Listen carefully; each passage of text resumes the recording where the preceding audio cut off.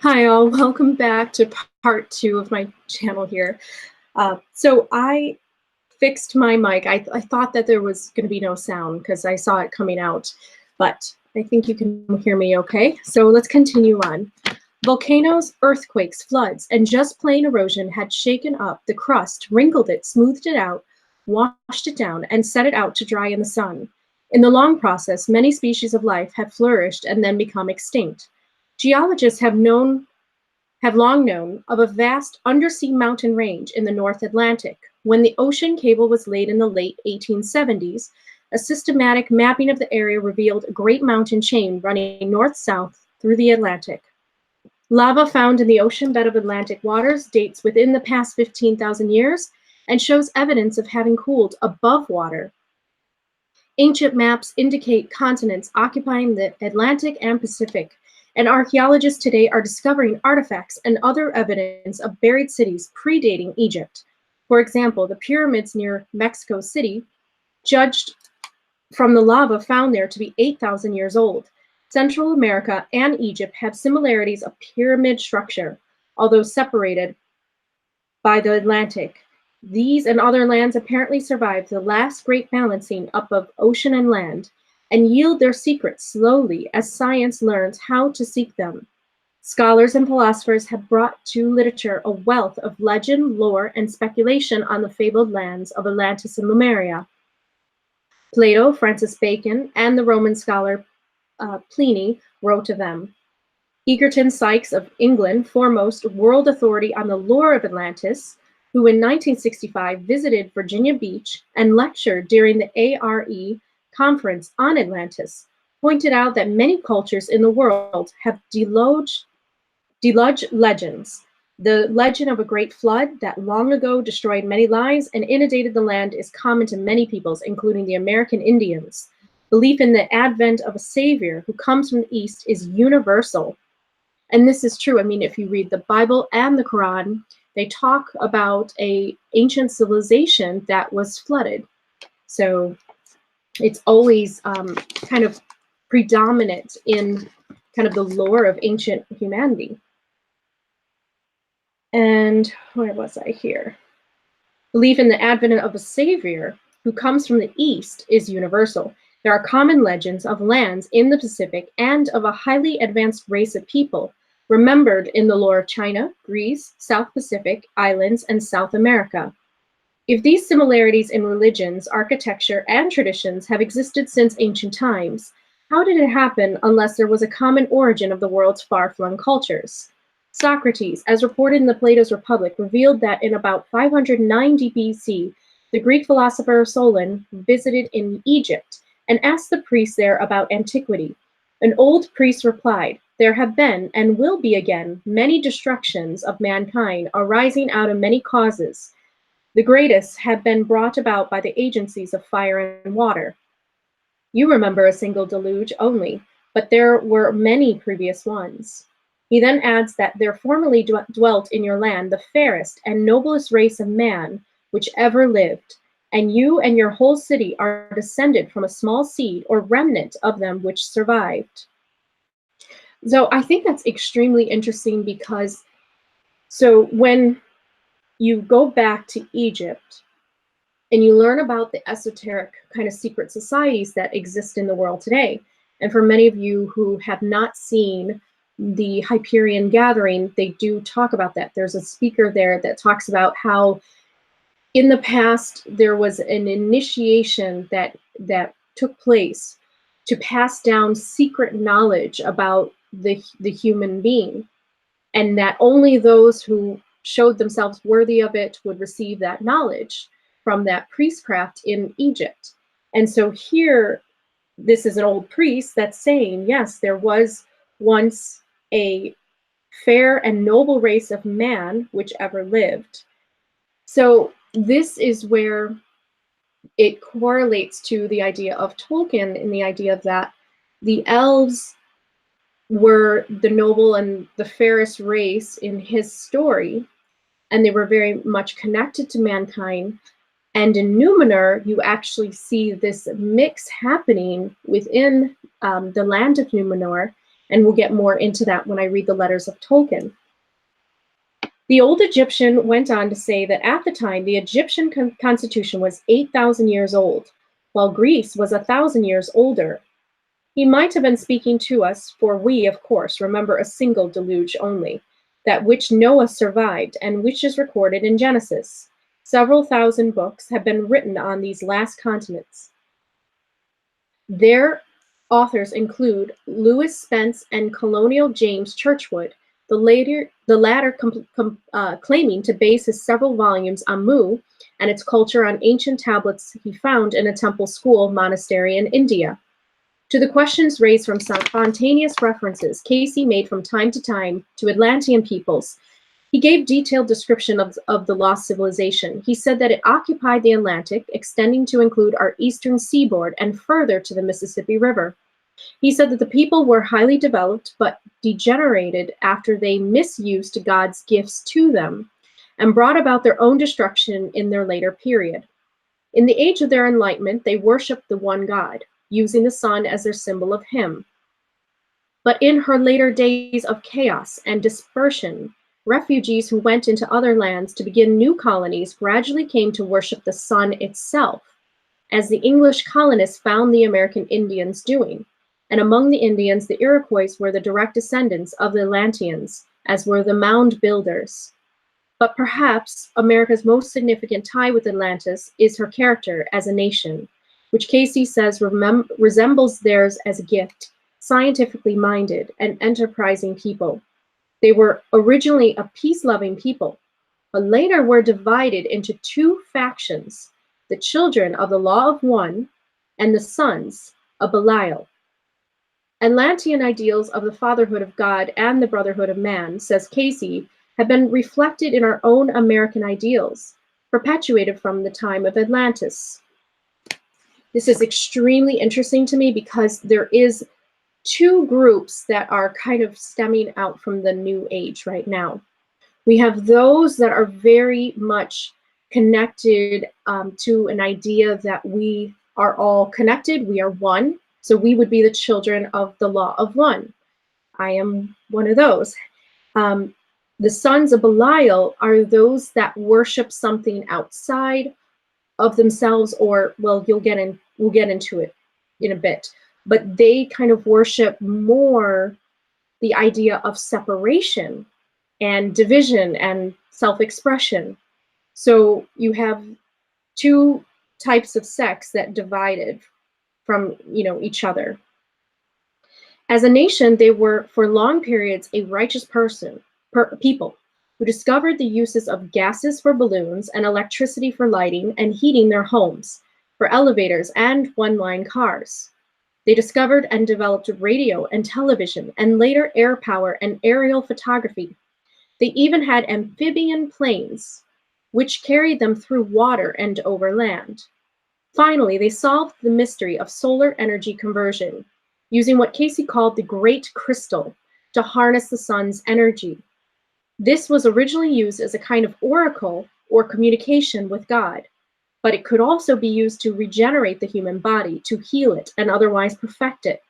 Thus, Atlanteans discovered the secret of youth and lived for hundreds of years thereby. The crystal operated by reflecting the sun to a greater or lesser degree, depending upon how it was tuned, and could be tuned up to a pitch so devastating that the rays could destroy rather than restore. When those in power forgot their responsibility to use the crystal for good and gained supremacy over the moral elements of the society, the crystal was used destructively. An accidental tuning of it to a high degree brought about volcanic activity in the earth, which led to the final deluge.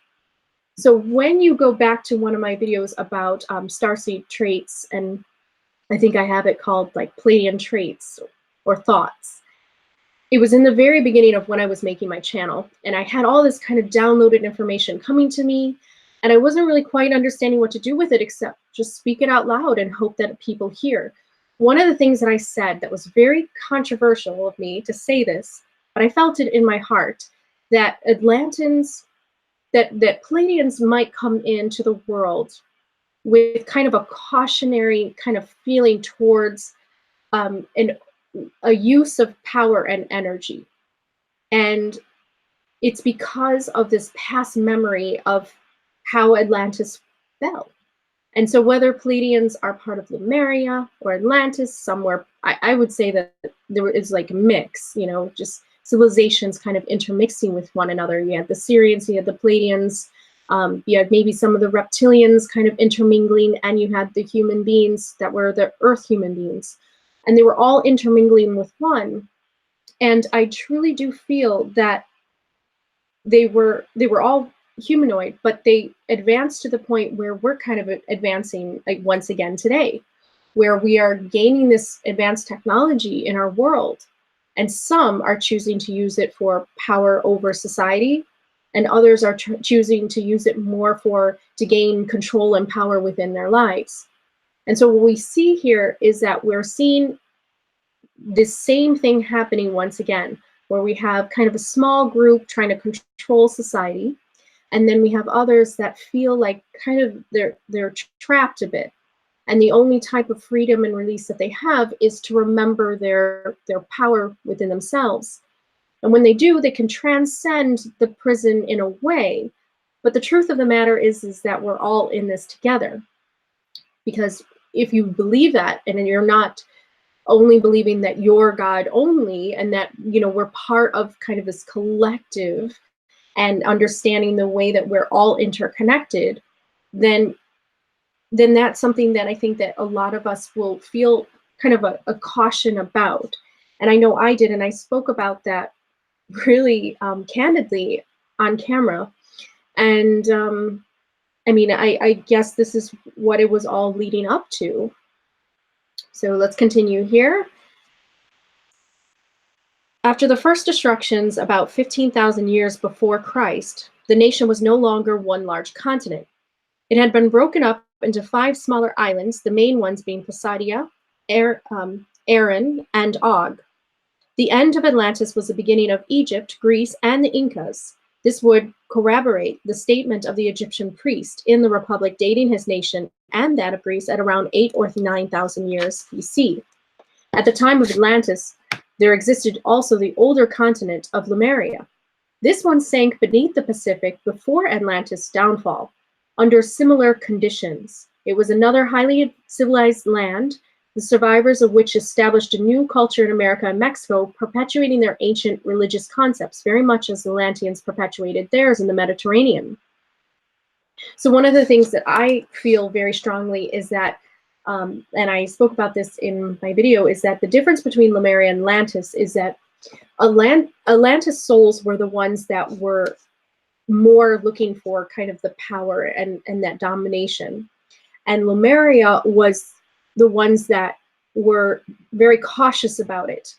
And so what they were doing was they were telling the Atlanteans and really telling them quite simply, like, you need to watch yourself. You need to watch how this energy is being used. And pretty soon it lent up to political, you know, basically wars between them and battles. And so when he's saying that the Lemuria actually sank before Atlantis' downfall, it seems that Atlantis attacked Lemuria. And I feel that in my heart, that there was an attack on Lemuria, because Atlantis basically thought that the Lemurians stood in their way for the quest of power. And they didn't want anybody to get into their way. So that is the difference between Lemuria and Atlantis. And it may reflect in your life today.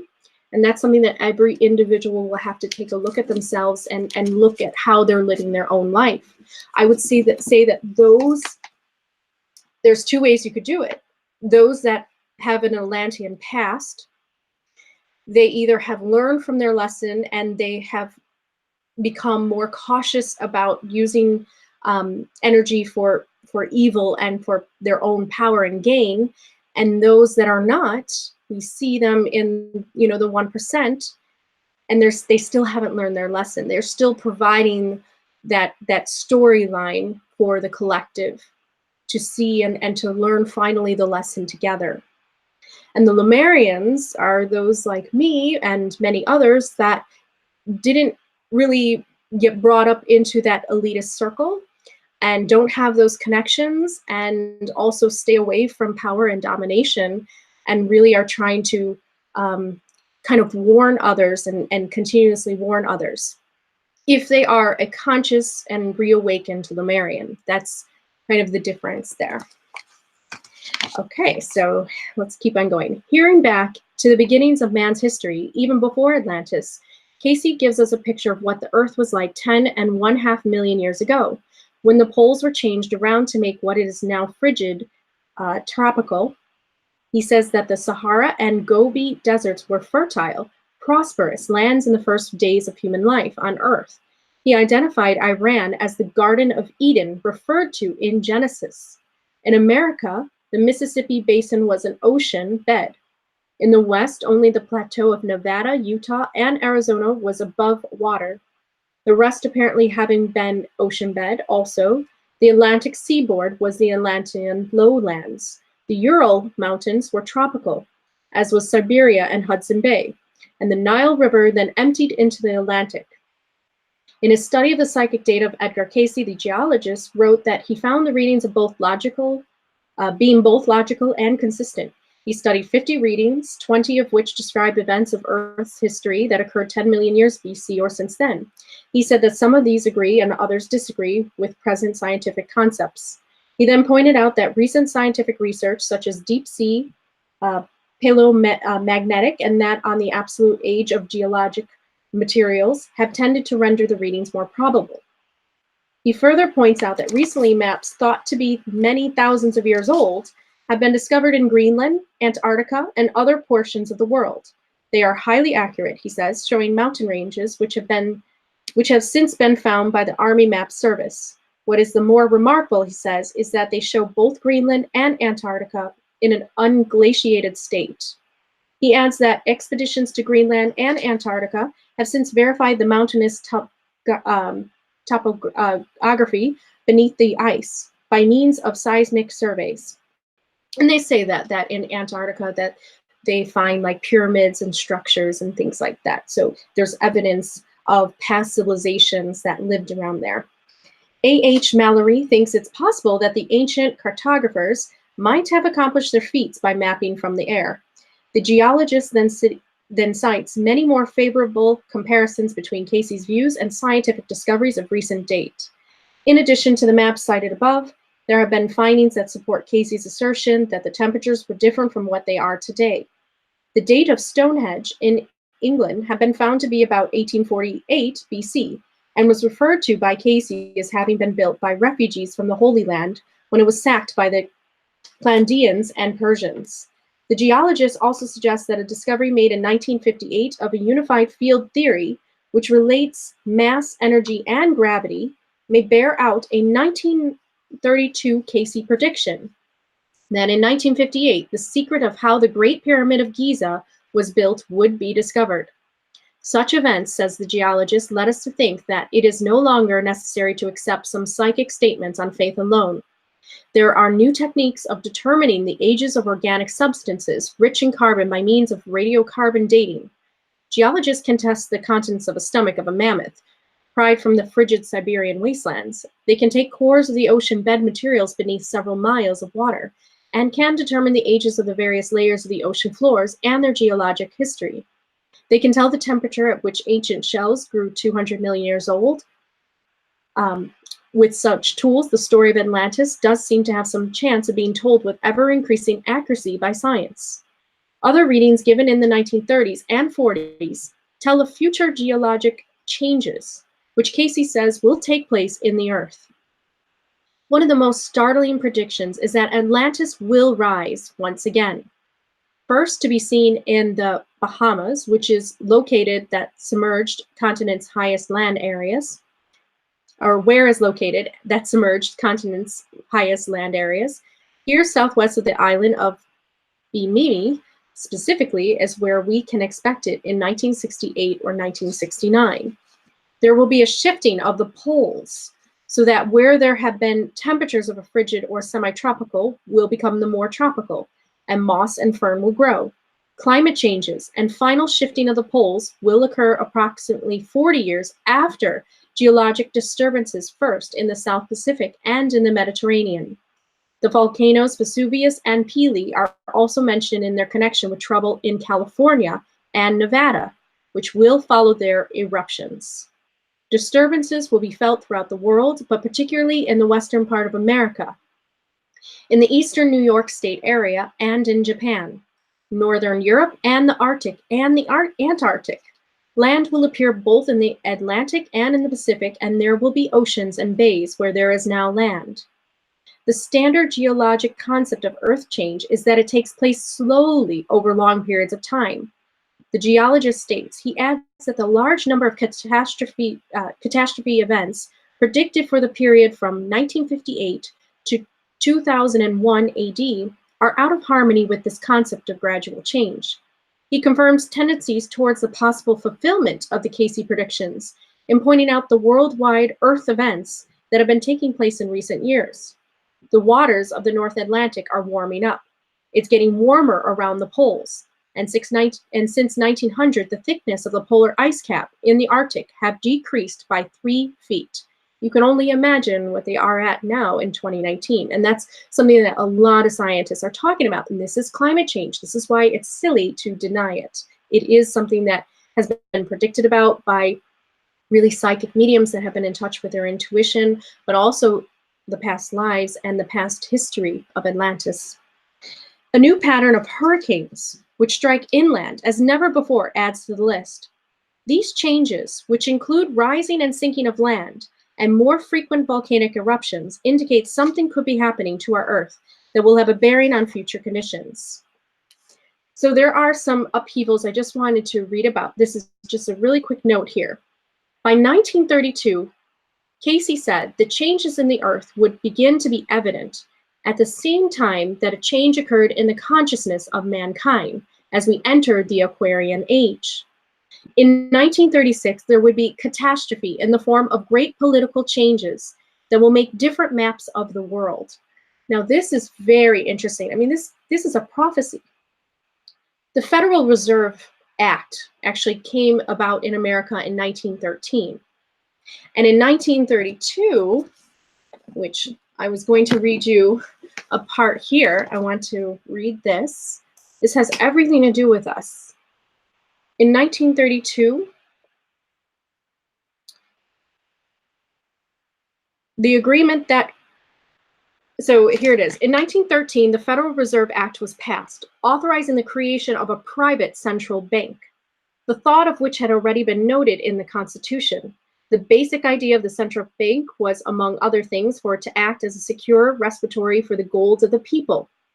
We, the people, would bring our gold to this huge, strong vault of the Federal Reserve, and we would be issued a note which said, in effect, that at any time we desired, we could bring that note back to the bank and be given back our gold which we had deposited. Until 1933, that agreement, that contract between the Federal Reserve and its depositors was honored. Federal Reserve notes prior to 1933 were indeed redeemable in gold. After 1933, the situation changed drastically. In 1933, during the depths of depression, at the time when we, the people, were struggling to stay alive and keep our families fed, the bankers began to say, people are coming in now, wanting their gold, wanting us to honor this contract we have made with them to give them their gold on demand. And this contractual obligation is creating a national emergency. And then you have right here a very important part of Woodrow Wilson, which I will read you here. Woodrow Wilson had a famous quote in which, I'm sorry, I had this up here, had a famous quote about his regret, basically, of being part of the Federal Reserve. This is a famous part of him. In 1919, when the Federal Reserve Act came to be, I am a most unhappy man. I have unwittingly ruined my country. A great industrial nation is now controlled by its system of credit. We are no longer a government by free opinion, no longer a government by conviction and the vote of the majority, but a government by the opinion and duress of a small group of dominant men. It sounds a lot like the Atlanteans have returned for their quest for control.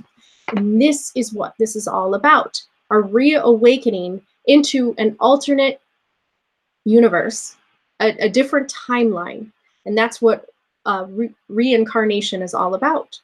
So many souls that are awakening and feeling a connection to Atlantis, and feeling also that their senses are being open to what's going on in the world. Well, why are there dominant people in place of power that are controlling everything? Well, this is something that has happened before. And we are actually experiencing an alternate timeline in order to change that now. So here he says, by 1932, Casey said, the changes in the earth would begin to be evident. But then the consciousness of mankind would also change in the Aquarian Age. In 1936, there would be a catastrophe in the form of great political changes that will make different maps of the world. So different maps of the world mean that the world will start to be divided. Maybe not actually physically, but divided in the way that it was being controlled. So the central bank started to grasp their power in certain areas of the world. And we see that. We see that there are some countries that are very connected to those central banks, and they get helped out all the time. And then other countries, it doesn't matter. You know, it doesn't matter what happens to them because they're not connected and they can't do anything by providing more gold to these central banks. So these are the people that starve. These are the people that they don't help. These are the people that we see are struggling. And so they are a lesson as well. But we won't get that lesson until we all kind of wake up and see what's going on around us. So here he says, the very earth would be disturbed as there would be a shifting of the interior of the earth in relationship to the poles. And there would be upheavals in the earth's interior and wars in the affairs of men. So now we know that this was the start of World War II. I mean, this was when we were starting to see kind of the uprisings. And when you really go into the wars, it is never, ever about a specific idea, but it's about control. It's about, they kind of try to blame religion a lot of times, and they blame the Jews, and now they're blaming the Muslims. And it's not about religion. It's about money. It's about power. It's about dominating and controlling a whole land. And that's exactly what happened with Atlantis. So this is why there is these warnings happening again. This was given on February 8, 1932, in answer to a request that Casey forecast the principal events for the next 50 years affecting the welfare of the human race. This had best be cast after the great catastrophe that's coming to the world in 36, replied Casey. I mean, he's 3 years off from the 1933 Woodrow Wilson, where he got involved in well, not Woodrow Wilson, but when in 1933, when the Bank Act occurred, and then Woodrow Wilson got us involved with the Federal Reserve in 1913.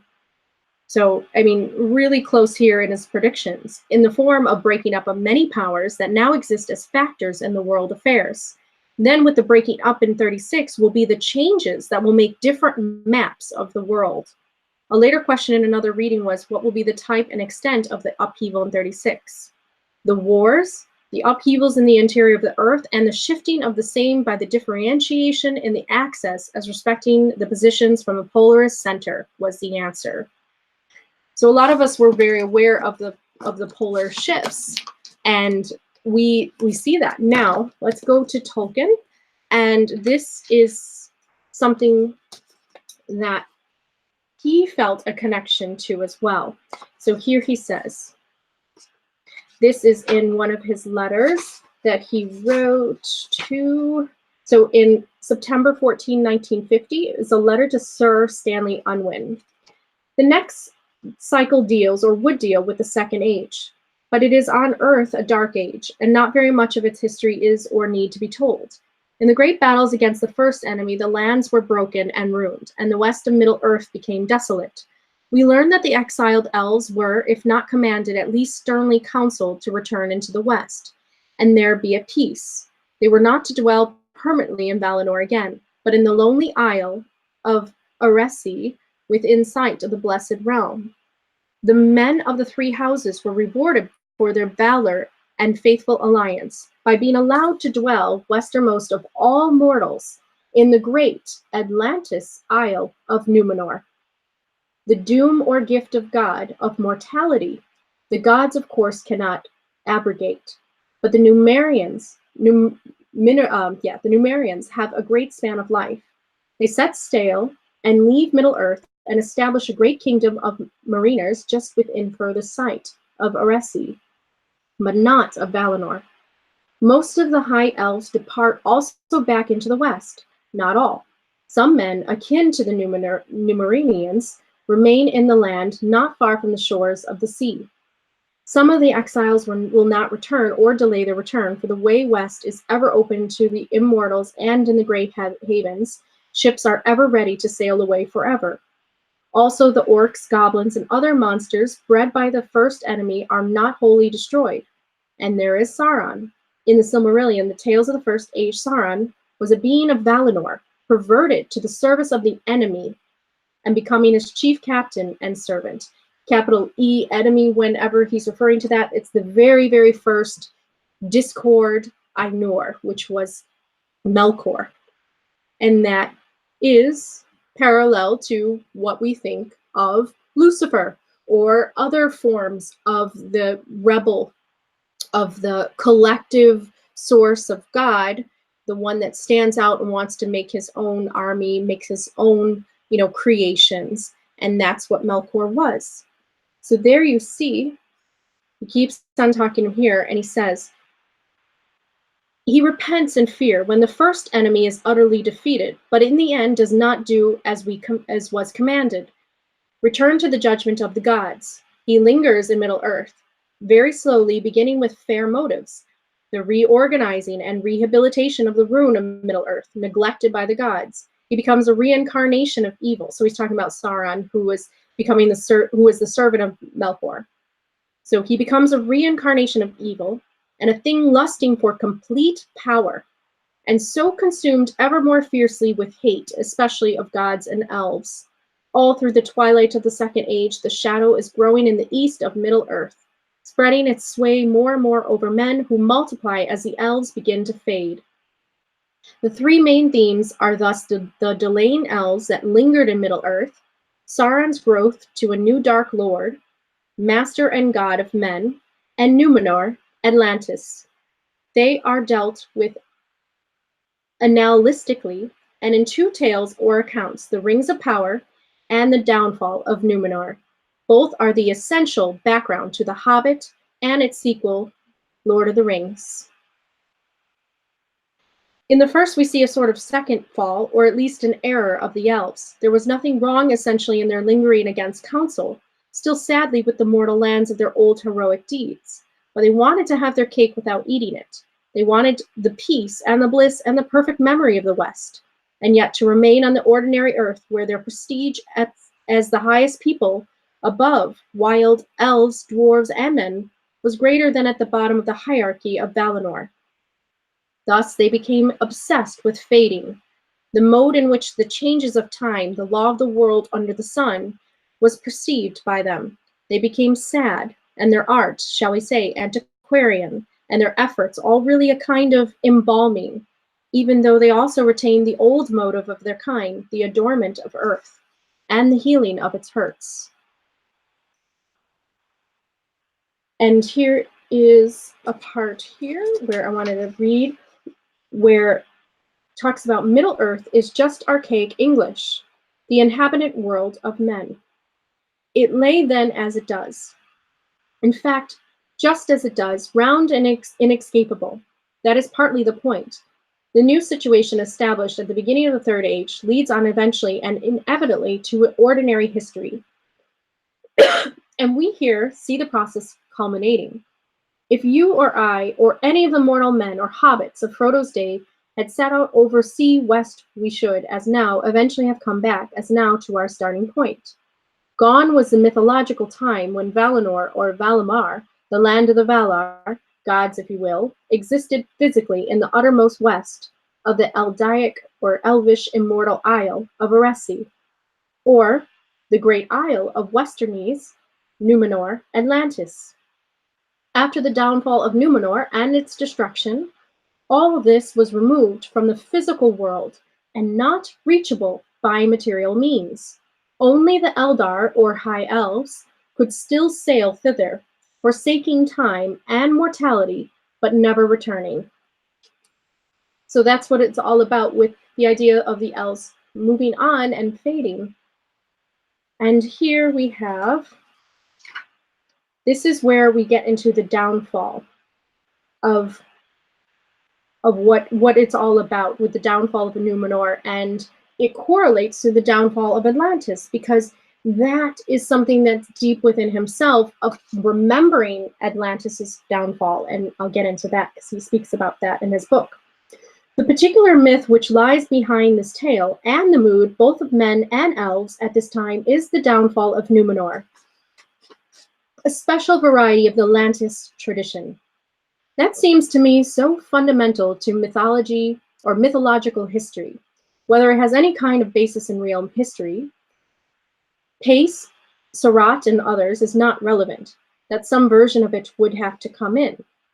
I've written an account of the downfall, which you might be interested to see, but the immediate point is that before the downfall, there lay beyond the sea and the west shores of Middle-earth an earthly elvish paradise, Eressi, and Valinor, the land of Valar.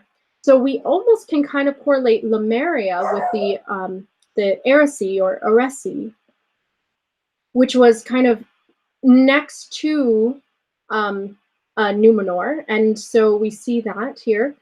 And Valinor, the land of the Valar, the powers and the lords of the West.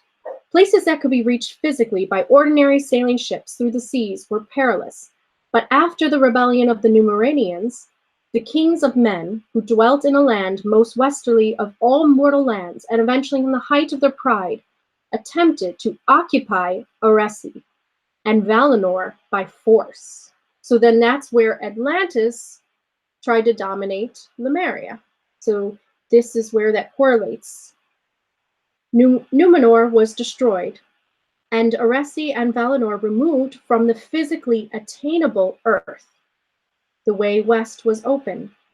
So to him, it seemed almost like Eressi and Valinor, they were saved from the destruction of what Numenor was trying to do, and they were removed. They faded away and were untouchable or unreachable by those that didn't have, I guess, the same powers or the same senses as the elves, and also probably the same intention, you know, and that's why it was a protected land. The way west was open, but led nowhere but back again for mortals. That's why you can't just sail off, because you would almost be like in a loop. So you would never be able to actually get to Valinor just by sailing in a ship unless you were invited.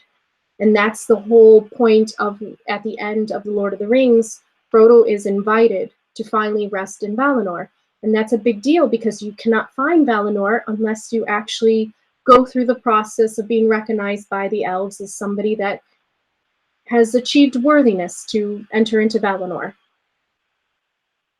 So there we see, that's where we have the Lemuria and Atlantis correlation there. And now we're going to get into the mythological, theological situation of the downfall. So he writes to Robert Murray, S.J. Draft, and this is November 1954. And he has this really kind opening. My dear Rob, it is remarkably kind of you to write at such length amid, I fear, weariness. I'm answering at once because I am grateful, and because only letters that I do treat so ever get answered, and most of all because your partial has arrived when, having done all my prep, ordering all the minutes and resolutions of a long and argumentative college meeting yesterday, there being no fellow of ill will and only 24 persons of the usual human absurdity, I felt rather like an observer at the meeting of Hobbit notables to advise the mayor on the presidents and choice of dishes at a shire banquet. I have half an hour to spare before going downhill for a session with the college secretary. That is the kind of sentence I naturally write. So here he says, this is the mythological, theological situation at this moment in history, which has been made explicit but has not yet been published. Men have fallen. Any legends put in the form of supposed ancient history of this actual world of ours must accept that. But the peoples of the West, the good side, are reformed. That is, they are the descendants of men that tried to repent and fled westward from the domination of the prime Dark Lord and his false worship, and by contrast with the elves renewed and enlarged their knowledge of the truth and the nature of the world. They thus escaped from religion in a pagan sense into a pure monotheist world, in which all things and beings and powers that might seem worshipful were not to be worshipped, not even the gods, the Valar, being only creatures of the One. And he was immensely remote. So he's saying that through the division of worshiping lots of different things that created the division. And so this land that becomes renewed, then nothing gets worshipped except for kind of a natural devotion to one source of energy, Eru Iluvatar, the One. The High Elves were exiles from the blessed realm of the gods after their own particular elvish fall, and they had no religion or religious practices, rather, for those had been in the hands of the gods, praising and adoring Eru the One, Iluvatar, the father of all, on the mount of Amen. The highest kind of men, those of the three houses, who aided the elves in the primal war against the Dark Lord, were rewarded by the gift of the land of the star, or Westernese, Numenor, which was most westerly of all mortal lands and almost in sight of Elvenholm, Eldamar, on the shores of the Blessed Realm. There they became the Numerinians, the kings of men. They were given a triple span of life, but not elvish immortality, which is not eternal, but measured by the duration and time of earth. For the point of view of this mythology is that mortality, or a short span, and immortality, or an indefinite span, was part of what we might call the biological and spiritual nature of the children of God, men and elves, the firstborn, respectively, and could not be altered by anyone, even a power or God, and would not be altered by the One, except perhaps by one of those strange exceptions to the rules and ordinances which seem to crop up in the history of the universe, and show the finger of God as the one wholly free will and agent. So there he says that their downfall is, here he goes into here. The Numerinians thus began a great new good, and as monotheists, but like the Jews, only more so, with only one physical center of worship, the summit of the mountain Meneltarma, the pillar of the heaven. Literally, for they did not conceive of the sky as a divine residence in the center of Númenor, but it had no building and no temple, as all such things had evil associations, but they fell again, because of a ban or prohibition inevitably. They were forbidden to sail west beyond their own land, because they were not allowed to be or try to be immortal. And in this myth, the Blessed Realm is represented as still having an actual physical existence as a region of the real world, one which they could have reached by ship, being very great mariners, while obedient people from the Blessed Realm often visited them, and so their knowledge and arts reached almost an elvish height.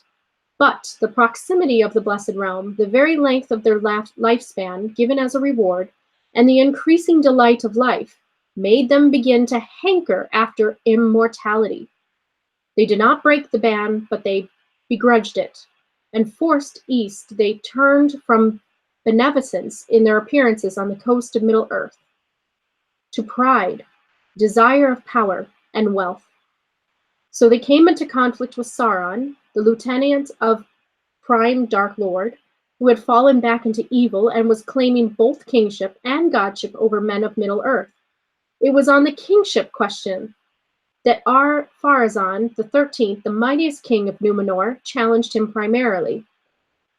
His armada that took haven at Umbar was so great, and the Numerians at their height so terrible and resplendent that Sauron's servants deserted him. So Sauron had recourse to guile.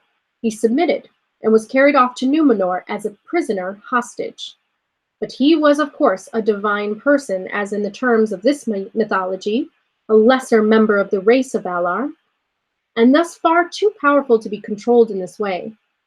He steadily got Ar-Pharazôn's mind under his own control, and in the event corrupted many of the Numerians, destroyed the conception of Eru, now represented as a mere figment of the Valar or Lords of the West, a fictitious sanction to which they appealed if anyone questioned their rulings, and substituted a Satanist religion with a large temple, the worship of the depossessed eldest of the Valar, the rebellious Dark Lord of the First Age. He finally induces Ar-Pharazôn, frightened by the approach of old age, to make the greatest of all armadas and go up with war against the blessed realm of Valinor itself, and wrest it at its immortality into its own hands. And this is really what starts to cause the fall, is that the Numerians from Númenor, they started to worship basically the Dark Lord, and they started to do sacrifices, and they were corrupted in this way. And they were also told that Eru didn't exist, and that it was all a make-believe story from the Valar in order to control them. And here, the Valar had no real answer to this monstrous rebellion, for the children of God were not under their ultimate jurisdiction. They were not allowed to destroy them or coerce them with any divine display of the powers they held over the physical world. They appealed to God, Eru, and a catastrophic change of plan occurred. At the moment that Ar-Pharazôn set foot on the Forbidden Shore, a rift appeared, and Númenor foundered and was utterly overwhelmed. The armada was swallowed up, and the blessed realm removed forever from the circles of the physical world. Thereafter one could sail right round the world and never find it again. So Númenor was actually swallowed up by the waves. And that's what happened, is that it was completely swallowed up. And this is because the Valar were kind of answering back the kind of rebellion coming from these men that have risen to a place of almost elvish height, and this advanced technology and this advanced knowledge, and they wanted immortality. They were searching to live forever, and they were mad and upset that the Valar would not bestow them that gift. And so they sought to destroy Valinor, or to fight against them in rebellion for this quest of immortality. So ended Numenor Atlantis and all its glory, but in a kind of situation that the small party of the faithful in Numenor, who had refused to take part in the rebellion. And this is where Elendil and the sons of Isildur and Anarion established a kind of diminished memory of Numenor in exile on the coast of Middle-earth, inheriting the hatred of Sauron and the friendship of the elves, and the knowledge of the true god Eru, and less happily the yearning for longevity, and the habit of embalming and the building of splendid tombs. They're only hollows, or almost so, but the hollow of God and the mountain had perished, and there was no substitute. So that's where Aragorn comes from. He comes from a line of the Numerians that went to, basically, they went on their own, and they got away from that. When they started to see that the Numerians were starting to worship the Dark Lord, and they were starting to seek for immortality, and their pride was causing them to fall. Isildur was part of that line, and that's where Aragorn comes from. And And here we have, also when the kings came to an end, there was no equivalent to a priesthood, the two being identical in Numerian ideas. So, while God, Eru, was a datum of good, Numerian philosophy, and a prime fact in their conception of history, he had at the time of the War of the Ring no worship and no hallowed place.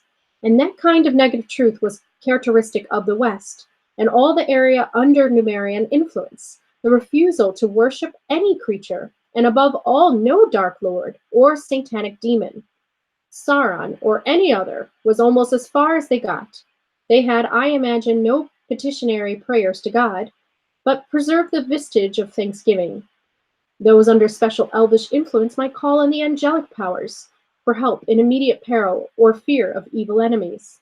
It later appears that there had been a hollow on Mindolium, only approachable by the king, where he had anciently offered thanks and praise on behalf of his people, but it had been forgotten.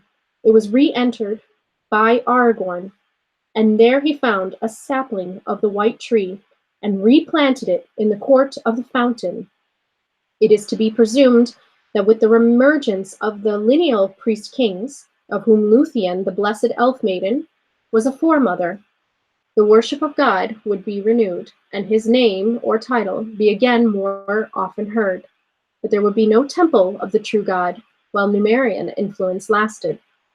But they were still living on the borders of myth, or rather the story exhibits myth passing into history or the dominion of men. For of course the shadow will rise again in a sense, as it clearly foretold by Gandalf, but never again unless it be before the great end. Will an evil demon be incarnate as a physical enemy? He will direct men and all the complications of half-evils and defective goods, and the twilights of doubts as to sides, such situations as he most loves. You can see them already arising in the War of the Ring, which is by no means so clear-cut an issue as some critics have averred. Those will be and are more difficult fate. But if you imagine people in such a mythical state, in which evil is largely incarnate, in which physical resistance to it is a majority act of loyalty to God, I think you would have the good people in just such a state, concentrated on the negative, the resistance to the false, while truth remained more historical and philosophical than religious. So he's explaining, yes, like it's not about religious, it's about philosophical, it's about an idea. It's about an idea that stems from Atlantis, and here is why he was drawn to it. Here is what he says. I say this about the heart, for I have what some might call an Atlantis complex, possibly inherited through my parents, died too young for me to know such things about them, and too young to transfer such things by words, inherited from me, I suppose, by one only of my children, though I did not know that about my son until recently, and he did not know it about me. I mean the terrible recurrent dream beginning with memory of the great wave, towering up and coming in ineluctably over the trees and green fields. I don't think I have had it since I wrote The Downfall of Númenor, as the last of the legends of the First and Second Age. And here he continues to say, my chief reason for talking so is to say that of course all these things are more or less written. There's hardly any reference in the Lord of the Rings to things that do not actually exist on its own plane or secondary or sub-creational reality, have been written. The Silmarillion was offered for publication years ago and turned down. Good may come of such blows. The Lord of the Rings was the result. The hobbits have been welcomed. I loved them myself, since I love the vulgar and simple as clearly as the noble. And nothing moves my heart beyond all the passions and heartbreaks of the world, so much as ennoblement from the ugly duckling to Frodo. I would build on the hobbits, and I saw that I was meant to do it, as Gandalf would say, since without thought, in a blurb, I wrote for the hobbit. I spoke of the time between the elder days and the dominion of men. Out of that came the missing link, the downfall of Númenor, releasing some hidden complex within. For when Faramir speaks of his private vision of the great wave, He speaks for me. That vision and dream have been ever with me and has been inherited by one of my children. Another ingredient not mentioned that in my need, that also came into operation in my need to provide a great function for Strider and Aragorn, what I might call my Atlantis haunting. This legend or myth or dim memory of some ancient history has always troubled me. In sleep, I had the dreadful dream of the electable wave, either coming out of the quiet sea or coming in towering over the green inlands. It still occurs occasionally, though now exorcised by writing about it. It always ends by surrender, and I awake gasping out of deep water. I used to draw it or write poems about it when C.S. Lewis and I tossed up, and he was to write on space travel, and I on time travel. I began an abortive book of time travel, of which the end was to be the presence of my hero in the drowning of Atlantis. This was to be called Numenor, the land in the west. The thread was to be the occurrence time and again in human families of a father and a son called by names that could be interpreted as bliss friend and elf friend. And getting to the point here. So this is where he was aware of something I didn't know about him, but he was very much into time travel and space travel. And he spoke about this with his friend C.S. Lewis. And here is an actual letter within 4 days after the death of C.S. Lewis to Priscilla Tolkien. So here he says, actually, I'm not going to read you Priscilla Tolkien's letter, but I just wanted you to know that it was 4 days after the death of C.S. Lewis that did occur in November 26, 1963. And then he writes this letter from a letter to Michael Tolkien, 1963, in December. I'm sorry that I have not answered your letter sooner, but Jack Lewis's death on the 22nd has preoccupied me. It is also involving me in some correspondence, as many people still regard me as one of his intimates. Alas, that ceased to be so some 10 years ago. We were separated first by the sudden apparition of Charles Williams, and then by his marriage, of which he never even told me, and I learned of it long after the event. But we owed each a great debt to the other, and that tie with the deep affection that it begot remains. He was a great man, of whom the cold-blooded official obituaries only scraped the surface of. In places with injustice, how little truth there may be in literary appraisals, one may learn from them, since they were written while he was still alive. Lewis only met Williams in 1939, and W. died early in 1945. The space travel trilogy, ascribed to the influence of Williams, was basically foreign to Williams' kind of imagination. It was planned years before, when we decided to divide. He was to do space travel, and I, time travel. My book was never finished, but some of it, the Numerian Atlantis theme, got into my trilogy eventually. And here is last part here. Lewis took no part in research into Numenor. It is my personal alteration of the Atlantis myth or tradition and the accommodation of it to my general mythology.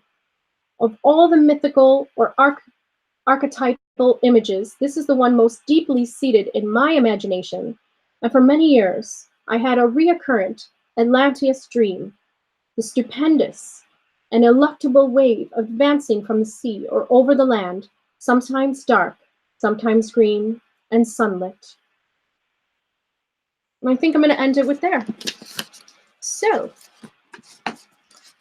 I think I said enough here. The idea that Numenor and Atlantis was really equal to each other in Tolkien's mind.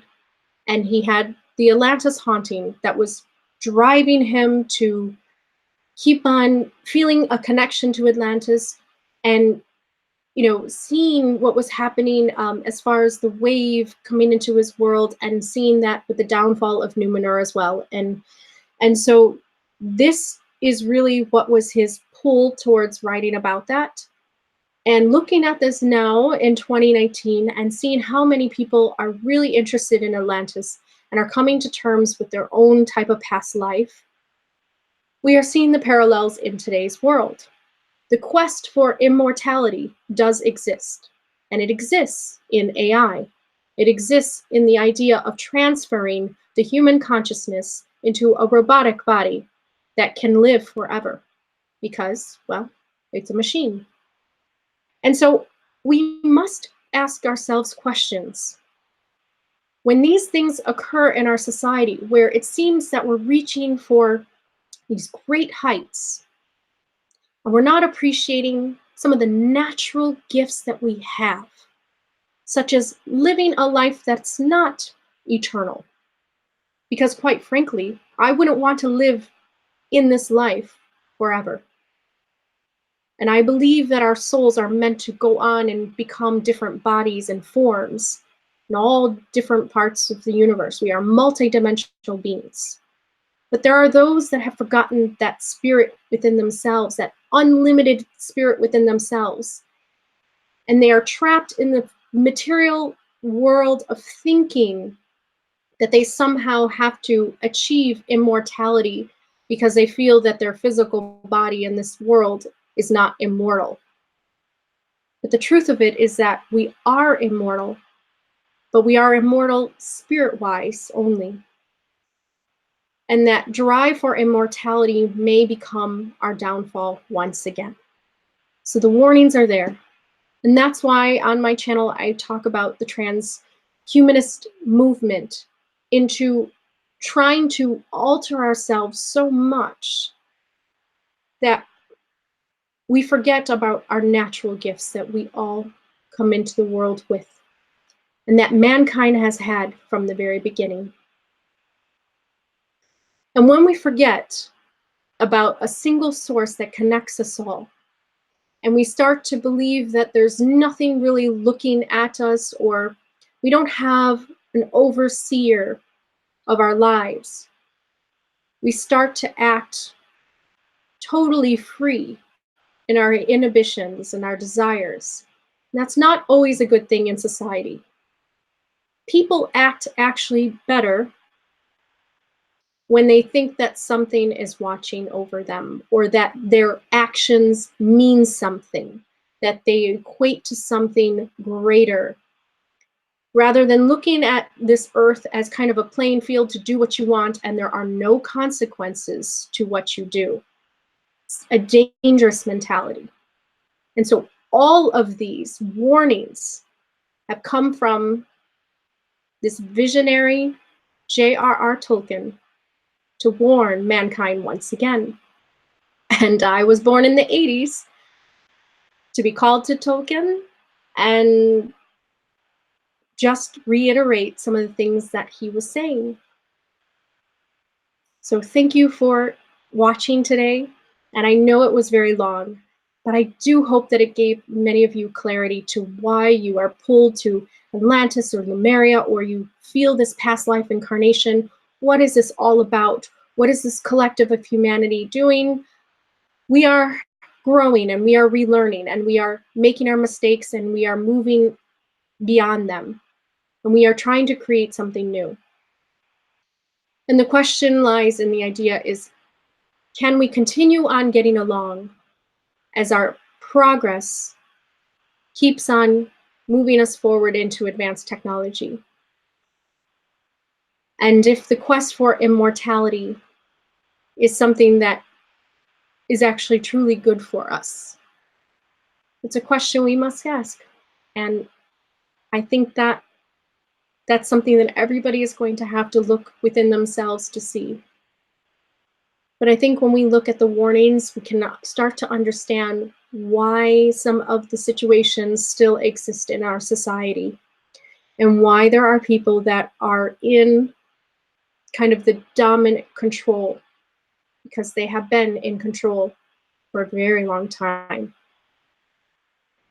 And it's now our time, I feel, that we come out of that control and we teach them about the equality and the humility that needs to come into their spirit. And I'm not saying to worship the image of God that religions have, but I do want to say there is something really pure and divine when you don't worship the self, but you worship something beyond the self, something in its purest state and form that governs over this universe with love and providing life. Whatever you want to call it, devote yourself to that. Worship that. But it doesn't have to divide us any longer. And if it keeps on dividing us, that's when we fall. United, we rise. Atlantis rises as we unite. And divided, we fall. And that's where it comes from. So I'll see you all in the next video.